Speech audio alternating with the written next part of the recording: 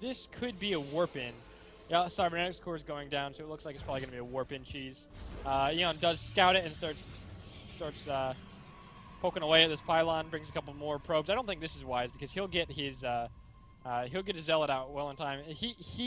You can look at your timing, your own timings. See that this is obviously not going to be from your scouting since you saw the gateway. Especially if you scout again and see this cybernetic score, which you should because you should keep your scout alive and then pull it back a little bit so that you can scout again later. If you just see the cybernetic score, you can be pretty sure it's going to be warp and cheese. And if your cybernetic score came up after 12 gate, you can be pretty certain that his cybernetic score isn't going to be up before you have a zealot out, at which point you can use your zealot to kill the pylon and you don't have to pull probes and you can don't have to sacrifice economy to take down that pylon. I gotta say, if that made any sense. I gotta say, Eon has really been on top of his scouting. I mean, he scouted that. I mean, if he had scouted any later, it would have been terrible for him in the last game. But obviously, he felt a little bit like something might go on again in this game, and really, kept his house clean there. Did some excellent scouting, and it'll be interesting to see how Formica follows this up, getting a Twilight cancel down. What does this mean, Zeltsum? Does he have 2 gas? He does have 2 gas. Probably DTs. And again. He only has 2 harvesters on one of those gases and 4 on the Oh, other. except he's getting a sentry. Unfortunately. Alright, this is not wise. If you want to go DTs, you do not want to get this first sentry. Because he's not going to have enough gas for that Dark Shrine if he keeps getting sentries and just now starting Warp Gate. He's not going to have enough money for that Dark Shrine as soon as the council finishes, so his build very, very rough. Definitely needs to be smoothed out a lot. 3 gate. He might be going Blink, but I would rather doubt that because he has no stalkers. 3. Charge. Looks like he's going charge. That's weird. Yeah. Yep, that's charge. So this is like a 3-gate robo out of Eon here, getting the robo now, and his 3rd gateway also up. Oh, this is not any 3-gate robo build I know. Chances are it's probably, rather than Eon being like this amazing, genius, high-level player, I'm thinking he probably just doesn't know his timings very well. Well, he probably has, he had the money for it, so might as well drop those buildings. That's what I'm thinking. Which actually is better than not spending that money, so you might as well. Well, it depends on how you want to look at it. Better to learn how to spend your money. Better to learn, and yeah, but practice spending your money properly, and then get it high while you're practicing that. Than it is to just. It's sort of like queuing units. Yes. You can queue a bunch of units, and that's better for you in the short term because you can't spend your money. Like if you're not very good at multitasking and stuff, and you can't spend all your money, so you queue units. Sure, that's better for you in the short term. Your money is low. You don't have to worry about macroing for a while, but you're never actually going to improve. That's a really good point. You need to, and that's one big thing that the ASCWeekly has provided for a lot of people. Is hopefully Formica's going to look at this, and Eon's going to look at this, and learn a lot of ways to improve. We've had a lot of comments from people saying how much they've improved based on watching the VODs of the games that were casted in the ASCWeekly. But we do have a Dark Shrine going down now for Formica. I feel like he's trying to do a little bit too much on one base, and thankfully he is expanding to that gold now. You've got to be kidding me. Formica, I am disappointed. Zeltsum is disappointed. You know he's serious. Dark Shrine coming up, so it is DTs. He's going charge and DTs, which is a little bit strange.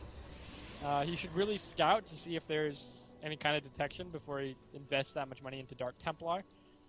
Instead, it looks like he's decided to hope his expansion doesn't get scouted, which is not the most stable strategy in the world. Usually a ninja expand is reserved for when you know you're behind and you need to do something drastic to catch up. Because then all you can do is hope that he doesn't scout something. That's basically what cheese is for. Kind of silly though to do it when you're not behind. It's sort of like if you're even, why would you get behind? Well, it depends on the situation. Like I think it was in the GSL Team League OGS. I haven't watched all of them yet, but it was OGS. The first guy that just kicked so much ass. Seed OGS. Sorry, IM Seed versus I forget the third guy from OGS, and Seed on Lost Temple actually expanded to the next main instead of his natural, because I guess he was fearing, those ledge drops on Lost Temple. It was versus Hyperdub. It was versus Hyperdub, yeah.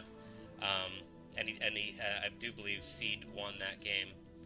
Well, it wasn't really a cheese expansion. It wasn't a cheese expansion, but I mean, it's very kind of... No, I mean, it wasn't as... No, it's not. It's not the same thing at all. If you can defend it, it's not cheese. Well, it was just as defendable as this is. It's just defendable, though. Whatever. Sure it is. Attacking. Right. No, it's not. That's a lot of death going on there. Looks like charge is definitely paying for itself here, but not enough, because xEONx didn't invest a bunch into silly upgrades. Actually, charge isn't that much of a silly upgrade, but force fields can pretty easily nullify it. Look, I'm telling you, okay, here's the thing. Ready? If you follow the path from xEONx's base to the third by the watchtower, then Eon can either attack up into the main or down into the gold. And if he attacks down into the gold, he has an easy retreat pattern. Or he can attack into the main and commit to the attack. But Formica can only defend one area at once. He can't... If he starts moving down to the gold... But that's exactly the same as on Lost Temple. Eon can leave. No, it's not, because what's his name? Seed had more reinforcement capability. He had a more mobile force. He hadn't invested so much into tech he can't use. He had more, what are they called? Stalkers. He could defend much more easily. Plus the distances between his natural and the front of that natural are pretty close. And if he sees Hyperdub moving out of that natural, he can cut him off and not have to go all the way down. The Terran's army, Hyperdub's army, was consisted of MMM with dropships. I kind of feel like that's more mobile than Zealots. He can deal with a couple drops with just warp in. That's fine. Just a couple dropships he can deal with warp in. But if Eon decides to attack with his whole army down at this expansion, he can't deal with that with just some warp ins. He'll just lose those units. Okay, I see what you're saying. So basically, you're saying. I don't know. I still feels like, because that happened constantly with Seed. He had a really hard time defending that other expansion. And and it was like 10 times easier to defend than this gold would be. Let's say Formica plops his army kind of like at the Xel'Naga Watchtower, somewhere in between there. He would have, and then Eon pushed down into the gold like this. He could just follow them into it, and then Eon can break down these destructible rocks and go into the main. You see, Eon has way more attack patterns than Formica can possibly hope to defend. If he wants to defend from the short distance, I kind of see what you're saying. I mean, I see what you're saying.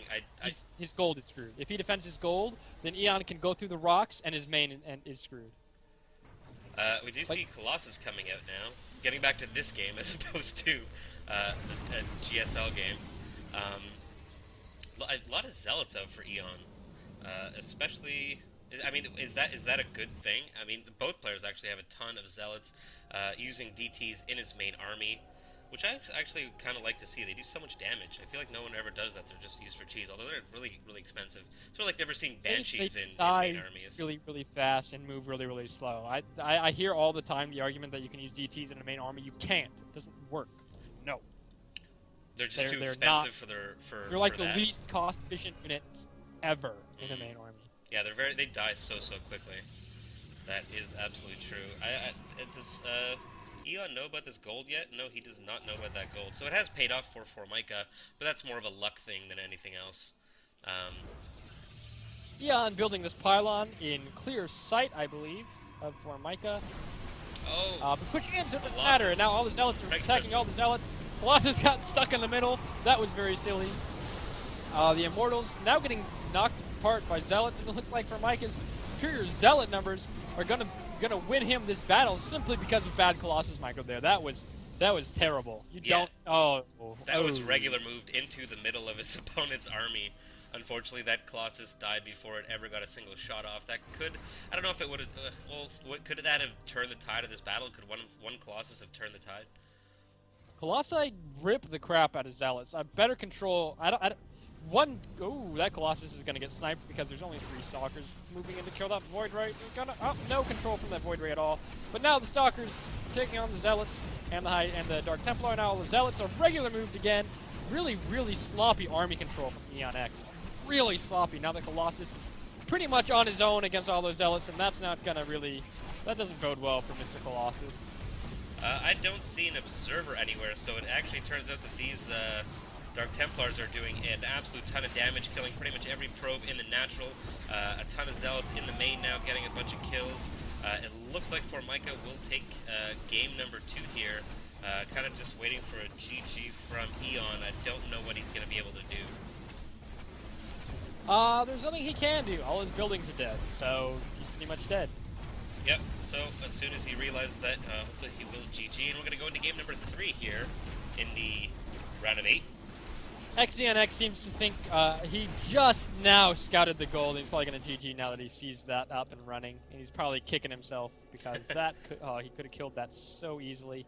Sending all his probes down to the gold. I think that gold kind of won Formica that game. He gave him so many resources, and economically that's he was what just happens so with ahead. cheese. It's cheese, man. When it works, it works. When it doesn't, it doesn't. Usually that's a pretty terrible cheese because most people are. I really hope people don't watch this and be like, "Oh, I'm gonna go Ninja Expand in all my games," because Ninja Expand is actually a terrible idea. And there's the GG from Eon, so we're gonna be going into game number 3 here.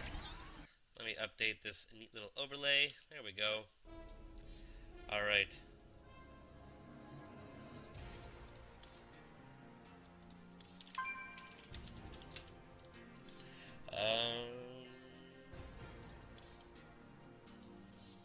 All right.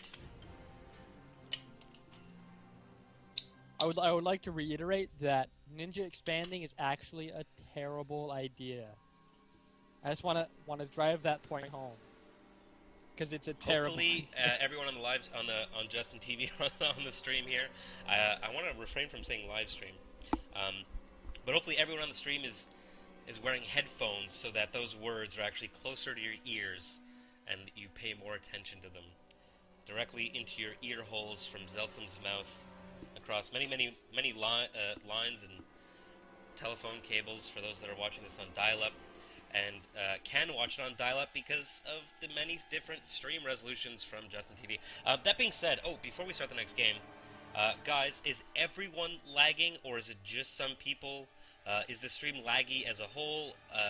What can someone just let me know what's going on with that?